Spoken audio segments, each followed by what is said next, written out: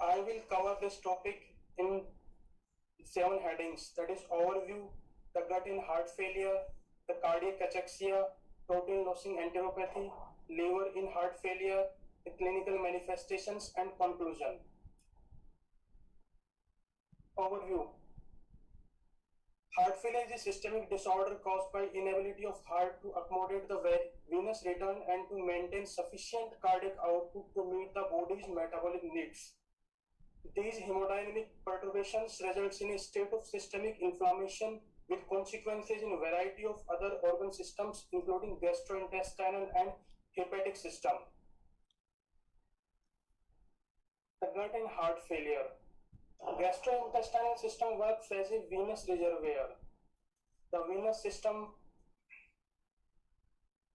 contains up to 70% of total blood volume. The compliance of splanchnic veins is much higher than that of the peripheral venous system.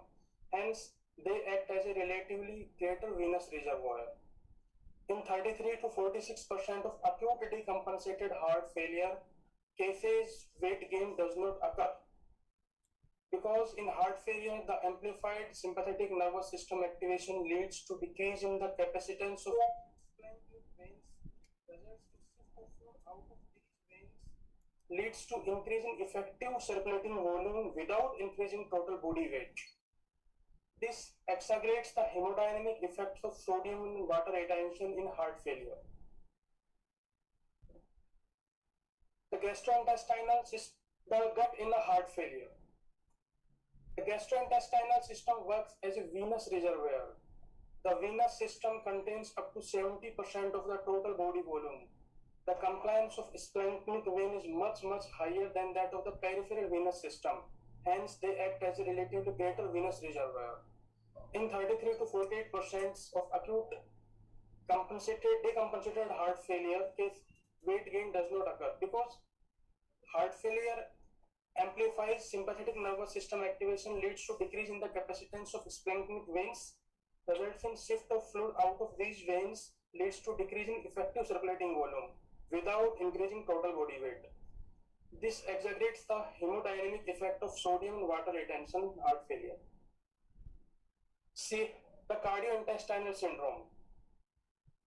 CHF leads to gut edema and gut hypoperfusion. Because of that, this results in increased gut permeability. So there is bacterial and lipopolysaccharide translocation through gut wall in the systemic circulation. This leads to activation of monocyte and macrophages and results in release of cytokines. Release of cytokines results in pro-inflammatory cytokine milieu. So patients with edematous heart failure have higher plasma concentration of TNF alpha, IL-6,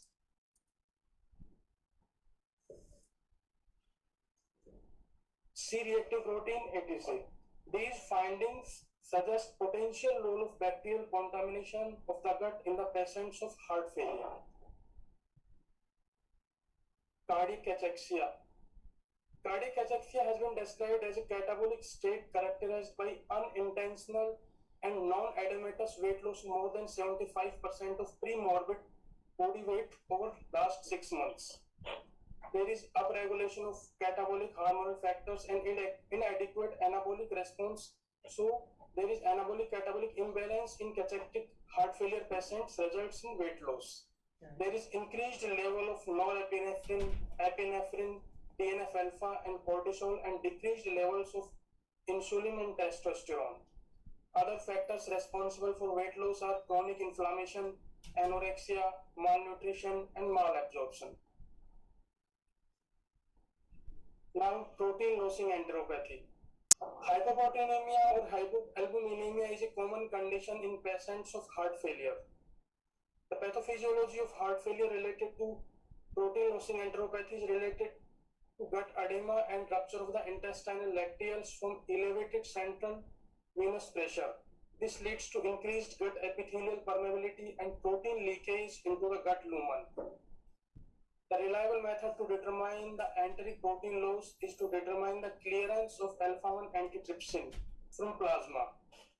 Because it is synthesized in liver and resistant to proteolysis in gut, The clearance value of the alpha-1 antitrypsin is more than 50 ml per deciliter is suggestive of protein-losing enteropathy. Now, the liver in heart failure. The chronic heart failure can result in congestive hepatopathy, and congestive hepatopathy is most common cause of liver dysfunction in heart failure, more common than reduced cardiac output. This increased central venous pressure in heart failure is transmitted to sinusoidal bed in liver, leads to perisinusoidal edema. There is exudation of protein-rich fluid in space of disc, and due to this, decreased oxygen diffusion to the hepatocytes. This protein-rich fluid oozes from the liver surface and results in high protein concentration ascites. The persistent congestion leads to fibrosis in liver and results in cirrhosis of liver. The concentration of protein in heart failure ascites is more than 2.5 milligram per deciliter, which can be differentiated from other causes of ascites. There is high protein ascites in liver in heart failure. Now the clinical manifestations. These are symptoms and physical examination findings. Symptoms are right upper quadrant discomfort due to distended liver. There is feeling of nausea, early satiety, and weight loss.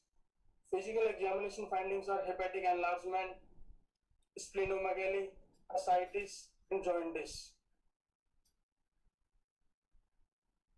Now the hepatic laboratory abnormalities. These are hypoalbuminemia due to protein-losing enteropathy, prolonged prothrombin time due to decreased protein factors production by liver, elevated total bilirubin, and elevated alkaline phosphatase due to congestion. Now conclusion. The involvement of GI system and liver in heart failure is independently associated with poor outcome. So, recognizing the clinical and pathophysiological importance of GI system should be a part of routine evaluation of the heart failure. For control of these GI systems, we should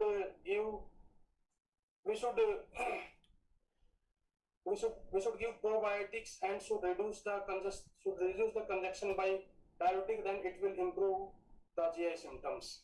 Now I have completed my seminar of today.